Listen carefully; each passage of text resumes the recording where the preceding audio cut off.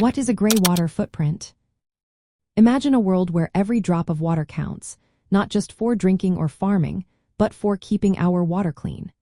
That's where understanding the gray water footprint comes into play. It's a way to measure how much freshwater is needed to dilute pollution from human activities to safe levels. Think about factories, farms, and homes. They all produce waste that can pollute water sources. The gray water footprint tells us how much clean water is necessary to keep that pollution in check. It's part of the bigger picture called water footprint analysis, which looks at how water is used in different ways. The green water footprint is rainwater stored in soil, used by plants. The blue water footprint involves surface or underground water directly used by humans. The gray water footprint is different because it focuses on pollution. It measures the volume of water needed to dilute pollutants like nitrogen, phosphorus, pesticides, or chemicals so that water quality standards are met.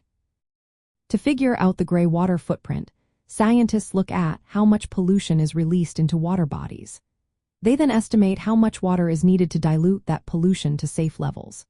These standards are set to protect ecosystems and human health.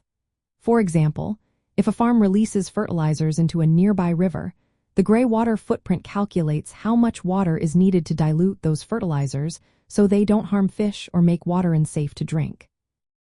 Calculating this footprint can be simple or complex. Basic methods use assumptions about pollution runoff, while advanced models simulate how pollutants move and change in the environment. This helps us understand the real impact of activities on water quality. It also shows us where pollution is most intense and helps us find ways to reduce it.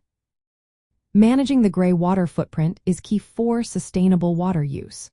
Governments and companies can improve wastewater treatment, adopt better farming practices to limit fertilizer runoff, and control industrial discharges. Doing so reduces the amount of fresh water needed to dilute pollutants, easing pressure on water sources.